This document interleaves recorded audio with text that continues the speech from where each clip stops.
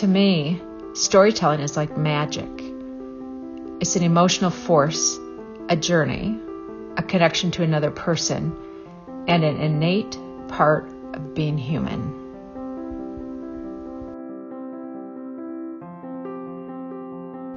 I have finally decided to share my story. It's taken me decades because it's hard and takes courage. My courage comes from the many amazing people who have shared their personal stories of struggle and challenge through the We Are Chaffee program that I facilitate. I see the impact sharing their stories has on them and on the people who hear their stories.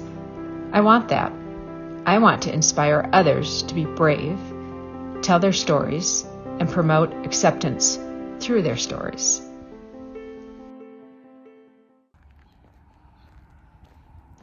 My belongings, or what he decided would be my belongings, were stacked in the driveway. The pile wasn't too big. It would only take a couple of trips to move everything into my rental across the neighborhood. I didn't care about the house or the stuff. I just needed to be out of that relationship. The new place was the main floor of a ranch house in South Boulder. Rent was high and we couldn't afford much, but the kids and I each had a bed and we had a great big backyard. I splurged and bought a trampoline, and soon the kids in the neighborhood had a new place to hang out. I did the best I could, but through it all was a constant feeling of shame and worry when the kids had to spend time with him. Camille, my new neighbor, stopped by one evening and caught me feeling sorry for myself in my candlelit living room, alone, drinking a Bud Light, and watching billiards on my little black and white TV that I had had since college. I was shocked and embarrassed by what I was doing. I hadn't thought about the possible long-term impacts of my actions or non-actions until I saw it through Camille's eyes. That's when I decided I had to stay healthy for the kids. So I began to run. I ran to save my life. I was determined to be strong for the kids and for me. I made a goal to buy a house to provide us with security. After a long house hunting journey with many tears and sleepless nights caused by those people who told me I could never afford a house, I finally got one. The first words out of my son's mouth when we finally walked into the house were, "Mom, this house stinks." And oh boy, did it ever. Years of being a rental in a college town had taken its toll. We didn't care. It was our home. I knew how close we had come to not being able to have a secure home or future, and I was grateful. We are lucky. I could have slipped and found myself and my kids stuck in a life of hardship. I came close and I was scared for my kids. I have come to the realization that my kids saved me because I knew I had to save them.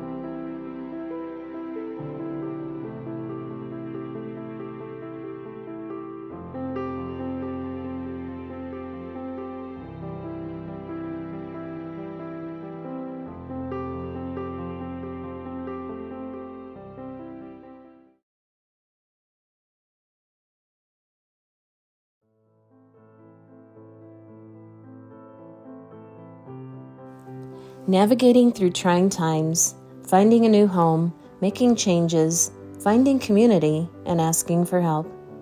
I'm Pamela Good, medical esthetician, single disabled mom and caregiver for my niece and nephews.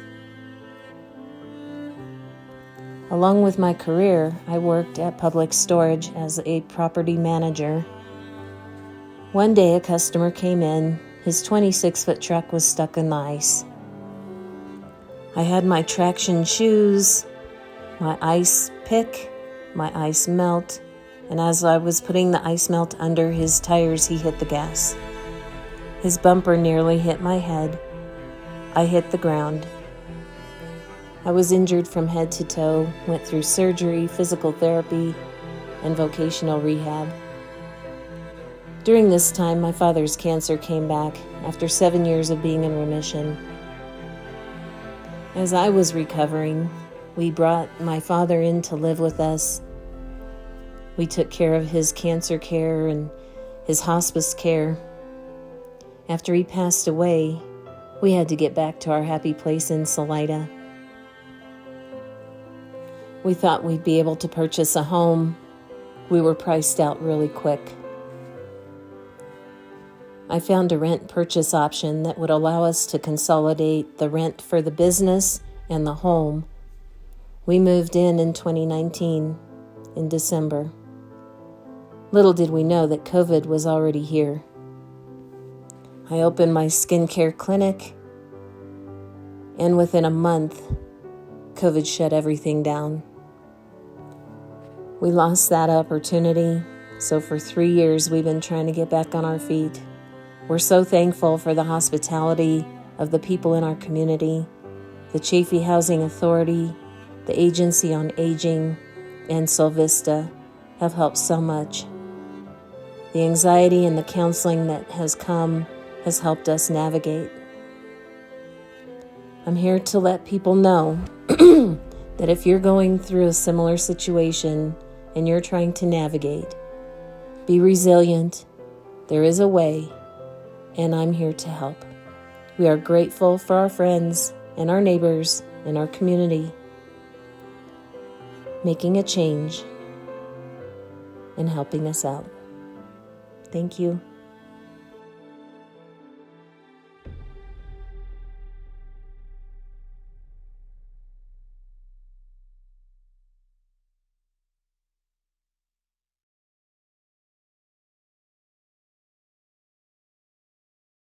My wife and I have always had a weakness for old things. We bought the church in 2017 with an eye towards saving a beautiful old building. I originally drew plans that would turn the historic church into 4 apartments. We celebrated by hosting a New Year's Eve party open to Salida, and it was so much fun.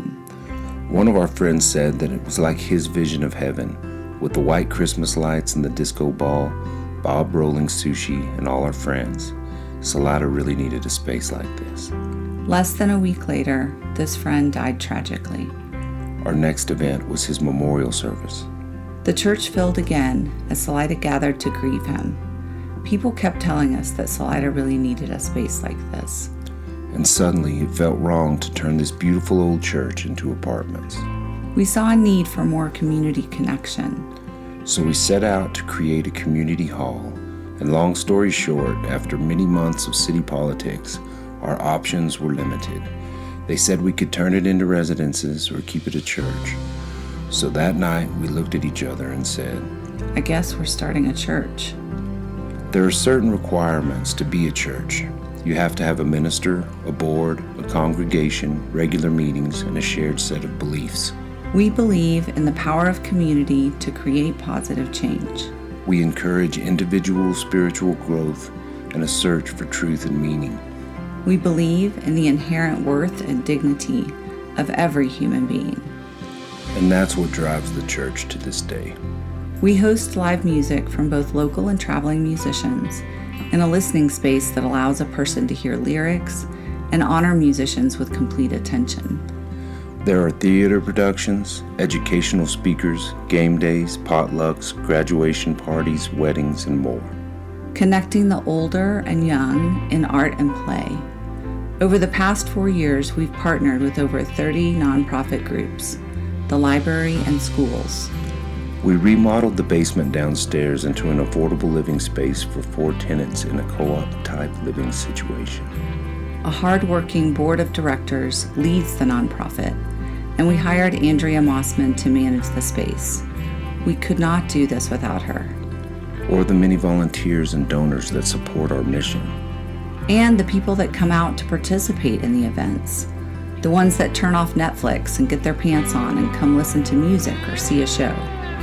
We never would have imagined the vibrant hub of community connection that our old church, A Church, has become. It's a small way we can be a part of and give back to this incredible community of Salida that we all love and call home.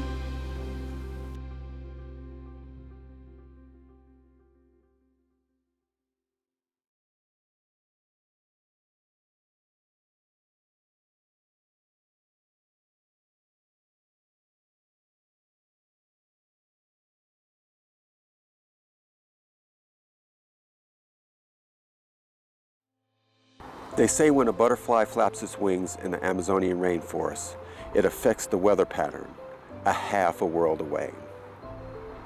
In my story, it's how the senseless killing of a black man in Minneapolis has changed the trajectory of a small nonprofit in a tiny little mountain town in the central Colorado Rockies.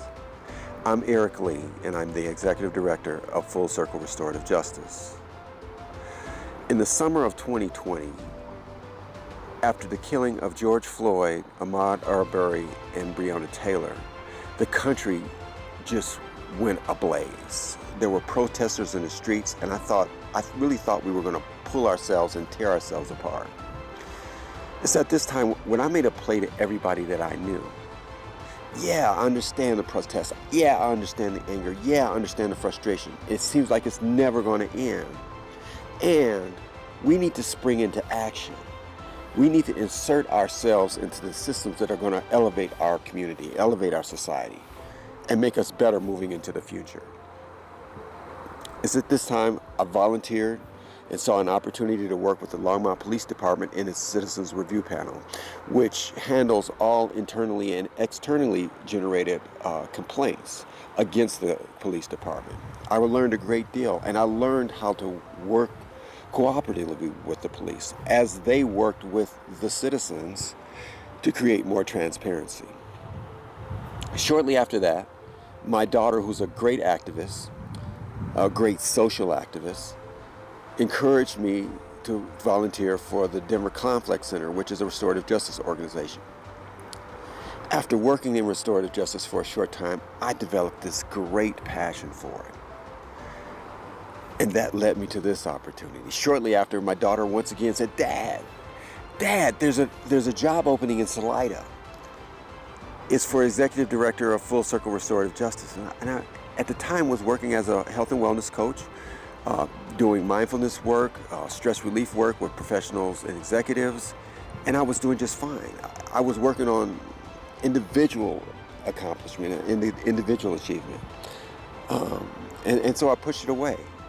It wasn't until a couple times later, including my sister-in-law who lives in BV, who called me and says, Eric, you're moving to BV, you're moving to BV. What?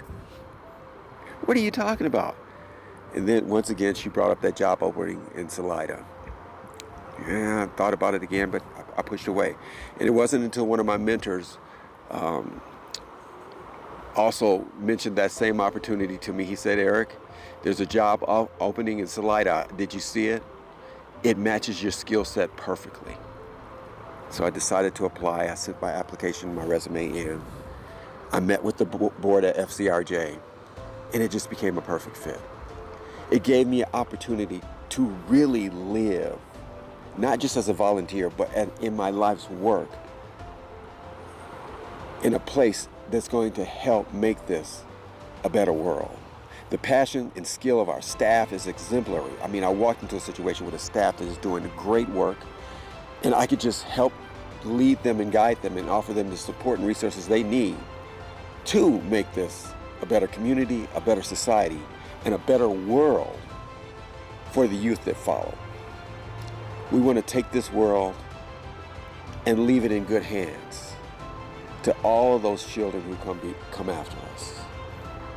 I'm Eric Lee, and we are Chaffee.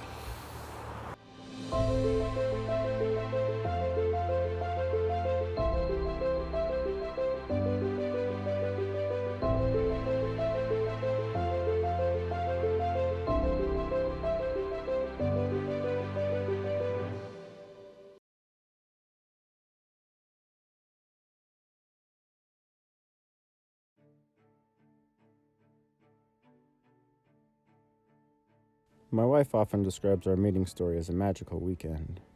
When I think back to that magical weekend, I would use the words terrifying and uncomfortable. To really get to the heart of the matter, a little backstory might be appropriate. I was living in Salt Lake City and my wife was living in the Denver area. I was working as a runner for a lawyer who did mostly divorce cases. Wow, did I see the worst marriage could offer. I was living in my parents' basement, hiding away from the world, settling into life with massive amounts of alone time, spent usually walking in the woods. My friend Jeff invited me to Lake Powell for the weekend. I just had my 39th birthday, and it seemed like an appropriate way to celebrate. I would meet Jeff and his then-boyfriend Scott Friday, August 10th at 1 p.m. It is here the universe took over. This journey started out with me wanting to get to Lake Powell at least half hour before they got there. It seemed to be a pretty good strategy to feel comfortable and safe in new environments. So I did the appropriate math and headed south to the deserts of southern Utah.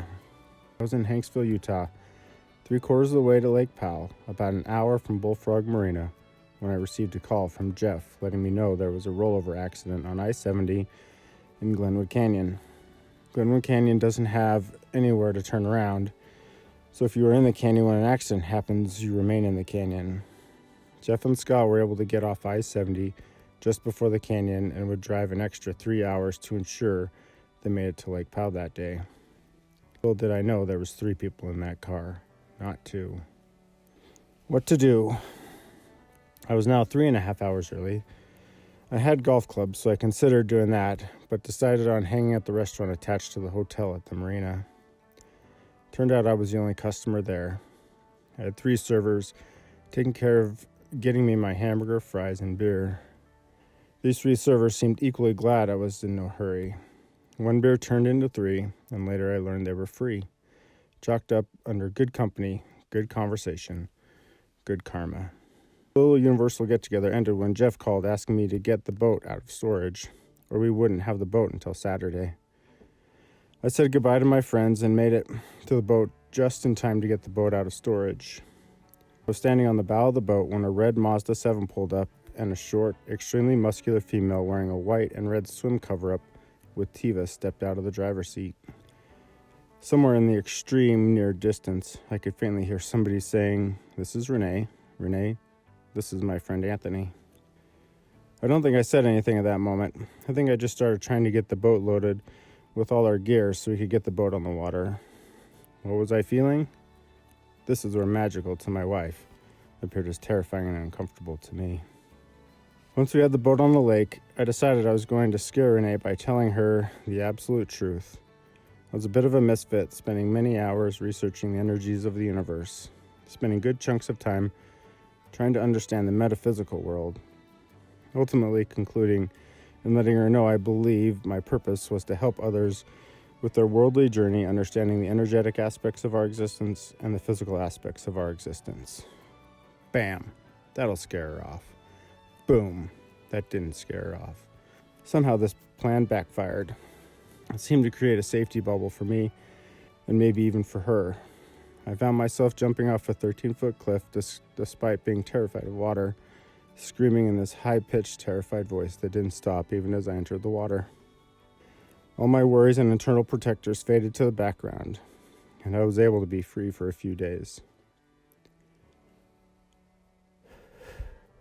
Fast forward 11 years.